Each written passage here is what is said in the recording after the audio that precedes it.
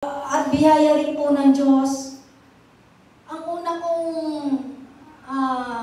handog pa sa salamat nung ako'y bago pa lang dito sa Fort Watts, ang una ko talagang naibigay ay isang lapad. Habang taon na umaantas ang aking pananampalataya, nagnasa ako. Sabi ko doon sa kapatid na Sister Ruby, "Sis, bakit ang dami mong ibinibigay na pera?" Sabi niya, "Sis, ano to, tithes?" Sabi ko, ako rin. Gusto ko rin maging ganun. Sa biyaya at kahabagan ng Diyos, habang umantas ang ating paglilingkod, biglang isang lapad, biglang nag-5 lapad, biglang nag-15 lapad, nag-20 lapad, nag-35 lapad. Yun po mga kapatid, isa lamang po ang sikreto doon. Magnasa po tayo. Kaya dumating po sa akin, napapaisip ako, kaya ko palang ibigay ang mga bagay nito para sa Panginoon. Dahil kung iisipin niyo mga kapatid, ang halagang niyan napakaliit pala. Napakaliit na halagang ibibigay natin kumpara sa kabutihan ng Diyos na ibinigay sa atin. Kaya sa biyaya at kahabagan din, noong taon 2020 mga kapatid, alam natin dumating ang pandemic. Isa rin ako sa mga nawala ng trabaho. Pero ang biyaya ng Diyos, nagnasa rin ako, "Panginoon," sabi ko, "huwag mo akong ipahuli. Magbibigay ako ayon sa aking kakayahan." Yung aking panata na naisulat, hinahigitan ko pa mga kapatid. Dahil nga nakita ko, kung hindi tayo naglilingkod sa panahon ng pandemic, maaaring hindi natin kakayanin ang lahat ng ito. Kumbaga, una-una, magkakaroon tayo ng depression, mababalisa tayo dahil yung sinasabing bakterya na hindi mo alam kung kailan ka makakaranas nito. Ngunit yun nga, dumating din sa atin ng mga ganung bagay, nagkaroon tayo ng sakit na ganun. Bagamat nung una nakakatakot, di mo alam kung babawian ka ng buhay, hindi mo alam kung mabubuhay ka pa, pero yun nga ang biyaya ng Diyos, pinagaling tayo. At salamat din po sa manggagawa, Sir Noemi, Brother Bal, sa kanilang mga panalangin. Ito'y kanila ring pinagsikapan ang bawat mga kapatid na nagkasakit ng ganun ay kanilang dinalaw. Nagbigay din po sila ng mga ayuda, sabi nga po. Yung po 2021, nagnasan po ako. Sabi ko, "Panginoon, nais kong madagdagan yung aking Thanksgiving, mga minamahal." Bagamat yun nga po, dahil ito ay sikreto sa aking asawa, upang huwag naming pagtalunan ang mga bagay na ito. Ang lagi kong inihingi, sana maunawaan niya kung gaano ako makapagpasalamat sapagkat napakalaki ng utang na loob ko sa Panginoon. Dahil unang-una, yun nga po, dahil nga tayo ay nasa sanlibutan, ang ating mga gawa hindi kaaya-aya sa Diyos. Kaya nung tagpuan ko ang iglesyang ito, kayo na lang ang aking pagnanasa na maibalik ko yung aking kumbaga yung mga pagkukulang na taon, na ito ngayon, nandito na tayo. Kaya kahit dumating ako sa kawalan, dumating man ako sa mga pagsubok, lalo na po, dumating din ang pagkakataon yung aking asawa, si Brother Shimada Sang, na muntik nang mawala sa akin. Talagang nangatwiran ako sa Diyos. Bagamat ito ay involved ang ating mga manggagawa sa dakong ito, pinanalangin ni Brother Bal. At ang panahon din na yun ay nandito ang mga manggagawa. Napakalaking tulong din yun, na ang panalangin nila ay dinig talaga ng Diyos. Pangalawa, nung panahon si Brother Shimada Sang nasa sa hospital, talagang sinalubong ako ng doktor. Ang sabi sa akin, sabi niya, "Alam kong may Diyos kang pinaniniwalaan, manalangin ka." Talagang mga kapatid, lumuhod ako doon sa tapat ng ICU room. Sabi ko kay Shimada Sang, "Hanggang bati ko dasay." Sabi ko sa kanya, sabi ko, "Mayroong panglayunin ang Diyos sa'yo." Sabi niya, nag-thumbs up siya. Yun po, dumating sa akin yun. Kalungkutan po yun. Pero yun nga po, hindi rin ako nauga doon. Bakit po? Kasi may salita tayo ng Diyos. Pangalawang pagsubok sa akin, Ang nanay ko namatay. Napakasakit ng puso ko. Gustong-gusto ko umuwi ng Pilipinas. Pero hindi nga pwede dahil walang eroplano. Namatay ang nanay ko na nagpaalam sa akin. Napakasakit sa akin bilang Kristiyano na ipinagtagubili niya ang aking mga kapatid.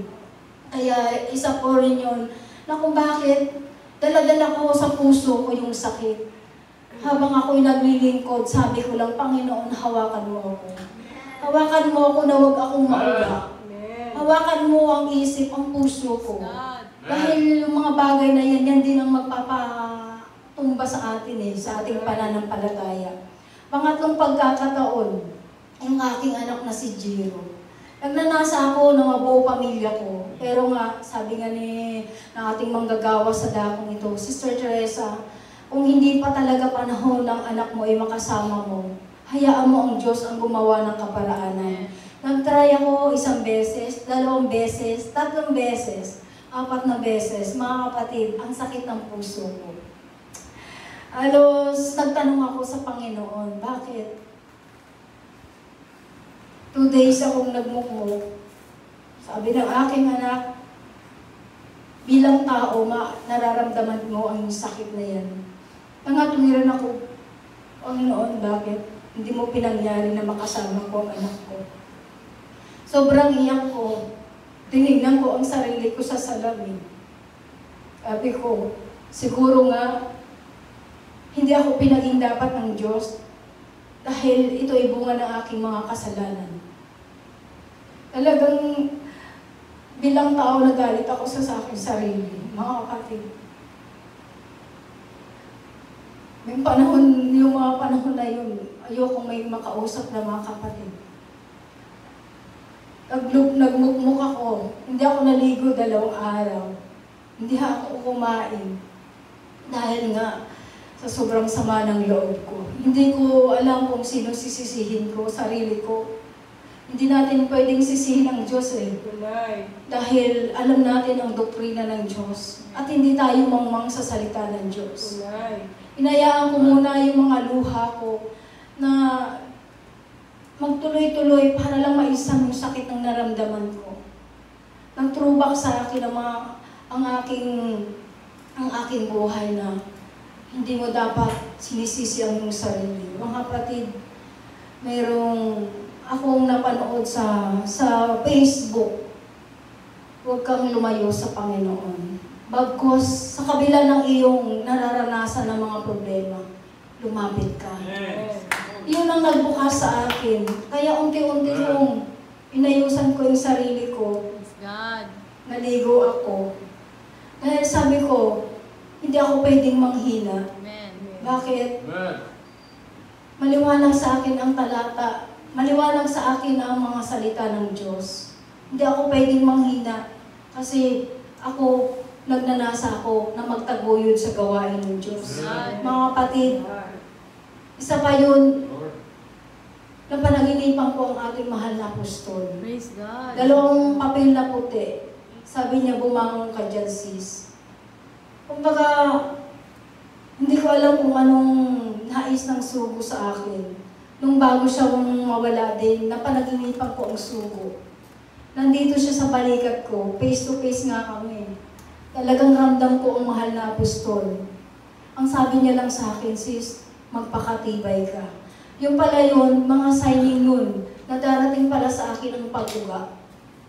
Pero yun nga po, dahil mahal ko ang Diyos, at naramdaman kong mahal niya talaga ako.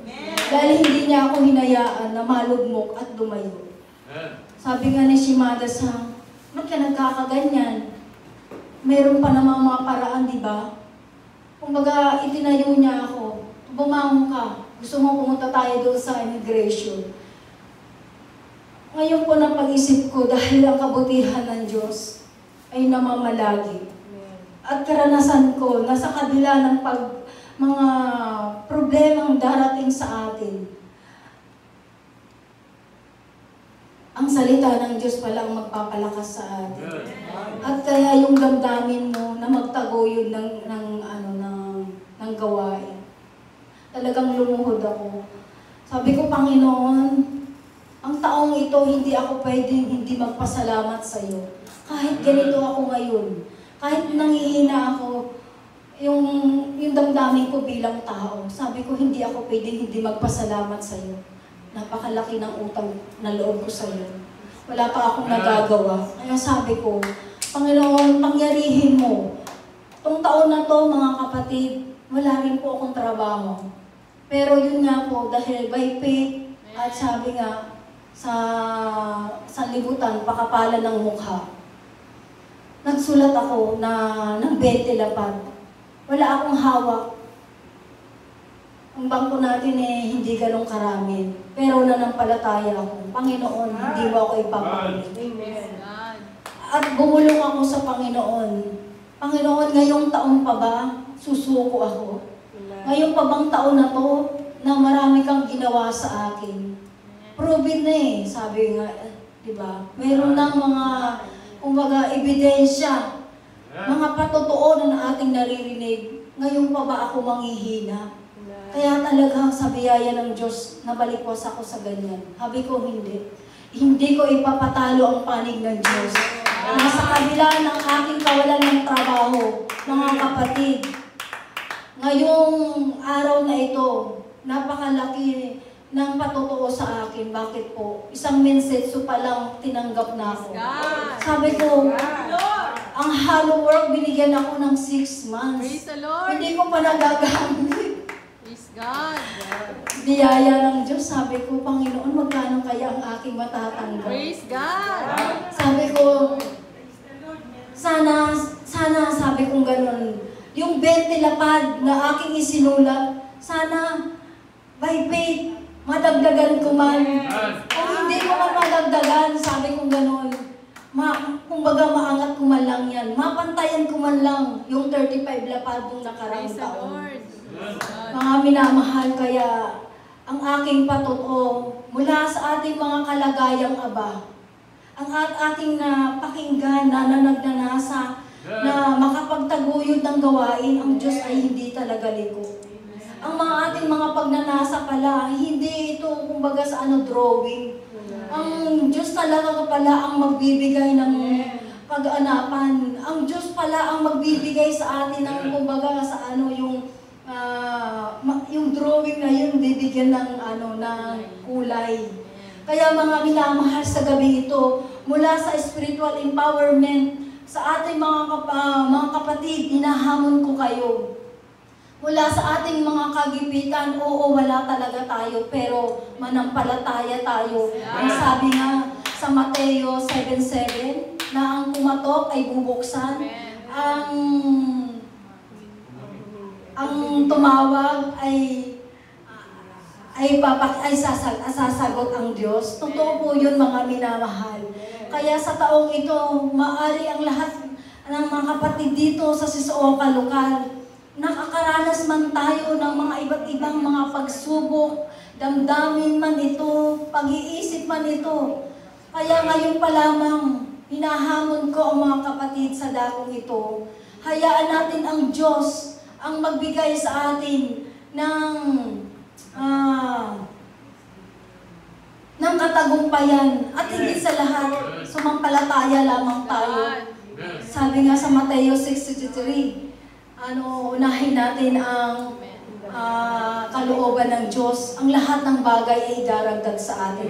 Kaya sa gabi ito, mga minamahal, sana sa darating na September 15, tulungan tayo nawa ng Diyos sa ating mga pagnanasa, na maibigay natin ang pinakamabuting paghandog pasasalamat. Dahil ang biyayang ito, kulang pa sa ating buhay, kulang pa ang halaga ito sa ating mga sarili. Bakit? Ang Diyos ay magbibigay sa atin ng higit pa doon. Unang-una, ang kapayapaan. Isang malaking bagay ito sa bawat sa atin. Nasa kabila ng ating mga problemang darating, mga kapatid, may kayamanan natin ito. Dahil marami man tayo pera, sabi nga, sa sanlibutan walang kapayapaan. Pero dito sa Fort Watts, sa pangunguna ng ating buhay na Apostol Jonathan Ferriol, manampalataya tayo, mga kapatid, na sa ating patotoo, ang Diyos ang magbibigay sa atin ng katagumpayan. Kaya purihin ang Panginoon, bakuran ng Diyos ang aking magpatotoo. Glory to God.